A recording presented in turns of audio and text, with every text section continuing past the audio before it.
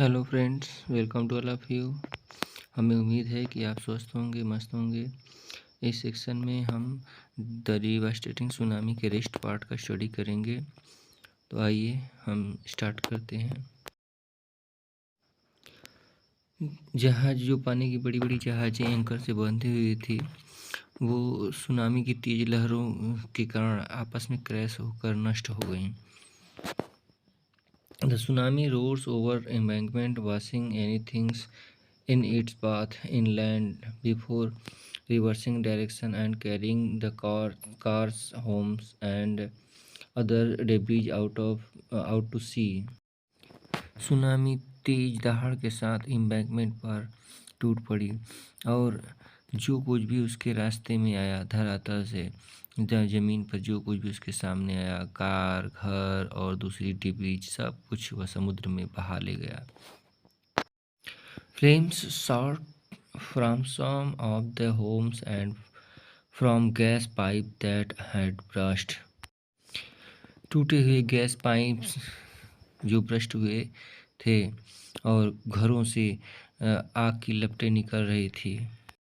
Flame shot from some homes, कुछ घरों से ज्वाला या आग की लपटें निकल रही थी। And up from the gas pipe that had burst, और वहाँ से जहाँ पर जो गैस पाइप थी वो फट चुकी थी। ये यहाँ से गैस की लपटें निकल रही थी, अर्थात इसमें आग लगी हुई थी। Waves of muddy water flowed over farms near Sendai, carrying buildings. Some of them ablated. The Sendai airport was inundated with thick muddy debris that included cars, trucks, buses, and even light planes. सेंडई का पूरा खेत tsunami के द्वारा बहा कर लाए गए building और उसके हिस्से तथा कीचड़ के द्वारा पूरा भर चुका था या ढक चुका था। The Sendai airport was inundated with the thick muddy debris that included cars, trucks, buses, even light plane. Sendai का जो एयरपोर्ट था वह पूरा एक कीचड़ और डेब्रिज जिसमें से पूरा एक मोटी परत से ढक चुका था। कीचड़ और डिब्रीज के पूरे मोटी परत से ढक चुका था, जिसमें कार, ट्रक, बस और हल्के किस्म के प्लेन आदि शामिल थे। Fire burn out of control, चारों तरफ जो आग लगी हुई थी वह नियंत्रण के बाहर थी। The industrial lands around the Sendai port were reduced to debris and a blazing fire from an oil storage tank lit up the sky. Sendai port के आसपास का जो इंडस्ट्रियल क्षेत्र था वह डेब्रिज में बदल चुका था। And blazing fire and oil storage tank lit up in the sky, और जो ऑयल स्टोरेज टैंक थे उनसे उनमें आग लगने के कारण पूरा आसमान आग से धू धू करके जल रहा था। पूरा आसमान में आग की ज्वाला ही दिखाई दे रही थी। Trucks were crushed and piles upon each other like aluminium cans. जो ट्रक्स थे वे बिल्कुल क्रश हो गए थे, कुचल गए थे, एक दूसरे के ऊपर इस प्रकार से एक चढ़े हुए थे जैसे एल्युमिनियम के केन्स डिब्बे एक दूसरे के ऊपर पड़े हुए हों। फैक्ट्री वर फ्लैटेंड, जो फैक्ट्रियाँ थी वो चपटी हो चुकी थी। And their content spilt all over the surrounding land, और उनके जो भी उत्पाद थे वो आसपास के क्षेत्रों में फैल चुके थे। बाय सैटरडे मॉर्निंग, शनिवार सुबह को, Japan was filled with the scenes of desperated and stranded survivor called for help. जो पूरा जापान था वह निराशा के दृश्य से भर चुका था। As stranded survivor called for help, और जो फंसे हुए लोग थे वो मदद की गुहार कर रहे थे या मदद के लिए पुकार रहे थे। And rescue search for peoples buried in the rubbles, और जो बचाव दल थी वह डिब्रीज में दबे हुए लोगों की तलाश कर रही थी। A color rang A London radio station to discuss the lesson of the Japan earthquake। Japan के अर्थक्वेक के विषय पर चर्चा करने के लिए एक कॉलर ने लंदन रेडियो स्टेशन पर फ़ोन किया या कॉल किया। एंड सेड समथिंग, और कुछ कहा, बोथ कन्फ्यूजिंग एंड एल्यूमिनेटिंग। वह दो तरह की बातें कर रहा था, बहुत सारा संदेहास्पद यानी भ्रमित करने वाला, और एल्यूमिनेटिंग और उस विषय पर प्रकाश डालने वाली भी बात कर रहा था। The disaster had been caused by a man who was forever drilling for oil and making the planet angry at the intrusion। वह यह कह रहा था कि एक व्यक्ति जो बहुत अधिक मात्रा में क्रूड ऑयल या कच्चे तेल को ड्रिल करके निकाल रहा था, और वह अपने इस अतिक्रमण से प्लैनेट यानी पृथ्वी को बहुत क्रोधित कर रहा था। The earth in the view of this scholar was like some vast animal shrugging its pelt at an irritating flea bite, and mankind was the irritating flea।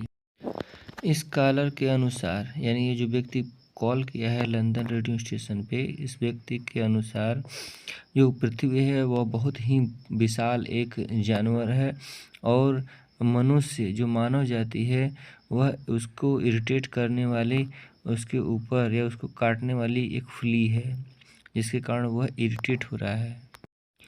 The event had certainly been appalling. ये जो घटना है निश्चित रूप से बहुत ही डरावनी या भय उत्पन्न करने वाली है। It was like never before, ऐसा कभी नहीं हुआ था। A great black tide of slug rolled with robbing houses and boats over northern Japan. एक बहुत विशाल काला स्लग का जो ज्वार है। A great black tide of slug rolled with bobbing houses and boats over northern Japan। उत्तरी Japan में घरों और नावों के हिलने के साथ, यानी ये जो सुनामी आया है के साथ कीचड़ का एक बड़ा ज्वार। But then geology is a story of mind boggling violence, and the earthquake is nothing compare to event in the history of the planet. लेकिन फिर भी भूविज्ञान की यह एक दिमाग चकरा देने वाली बहुत ही हिंसात्मक कहानी है। और भूकंप के इतिहास में, यानी इस धरती पर ऐसा जो भूकंप इतिहास में कभी नहीं आया था जिसकी तुलना इससे की जा सके। There are plenty of things more terrifying than tsunami. बहुत सारी चीज़ें हुई थी जो सुनामी से भी ज़्यादा भयावह थी। And they include volcanic eruption, asteroid collisions, and anything else that reminds us that we are teeny blobs of flesh and blood crawling on the thin layer over the spheres of boiling rocks and metals। There are plenty of things more terrifying than tsunami। Tsunami से भी भयानक बहुत सारी चीज़ें कई घटनाएं हैं। And they include volcanic eruption, asteroid collision and anything else, जिसमें ज्वालामुखी का उद्गार, एस्टेरॉयड का पृथ्वी से टकराना, और बहुत सारी दूसरी चीज़ें। दैट रिमाइंड्स अस, जो हमें याद दिलाती हैं, that we are tiny blobs of flesh and blood crawling on the thin layer over a sphere of boiling rock and metal. इस उबलते हुए चट्टान और मेटल्स धातु के गोले पर मात्र एक मांस और रक्त के छोटे से गोले हैं जो इस पर रेंग रहे हैं, यानी मांस और रक्त के रेंगते हुए एक छोटी सी बूंद के समान है जो इस गोले पर स्थित है। In the wake of the massive earthquake, destructive tsunami and nuclear disaster in Japan, it is hard to find a silver line। Japan में इतने भयानक विशाल अर्थक्वेक यानी भूकंप और विनाशकारी सुनामी और परमाणु आपदा के बाद आशा की किरण ढूंढना बहुत ही मुश्किल है। But Japanese have emerge as a true hero. लेकिन जापानी लोग एक सच्चे हीरो की तरह उभर कर सामने आए। The quack tsunami double blow wrecked part of the beautiful country and scared lives। Tsunami के दोहरी तबाही ने जापान के एक सुंदर से हिस्से को पूरा बर्बाद कर दिया और लोगों को बिल्कुल डरा दिया, यानी लोग सहम गए, डर गए। It could not, however, crack the inherent willpower or destroy the strength of the character of its beautiful people. लेकिन इतना होने के बावजूद भी, इतना विनाश होने के बावजूद भी इन लोगों की इच्छा शक्ति को तोड़ नहीं सकी। ये जो यहाँ के इतने सुंदर कैरेक्टर या विशेषता के भरे लोग रहते हैं, उनकी इनहेरेंट जो विल पावर है, इसको ये सुनामी तोड़ नहीं सकी। Who stayed admirably calm under chaos and began to rebuild what they had lost. जो सराहनीय रूप से यहाँ पर रहें, उनको अव्यवस्था तो हुई, यानी उनको समस्याओं का सामना करना पड़ा। And begin to rebuild what they had lost, और वे पुनः उन चीज़ों को बनाना प्रारंभ कर दिए जो उन्होंने अपना खोया था। Despite experiencing power outages, shortage of drinking water and food, there was no panic. यद्यपि उनको खाने पीने की बहुत सारी चीज़ों की कमी हुई, फिर भी वो भयाक्रांत नहीं हुए, वे डरे नहीं या घबराए नहीं।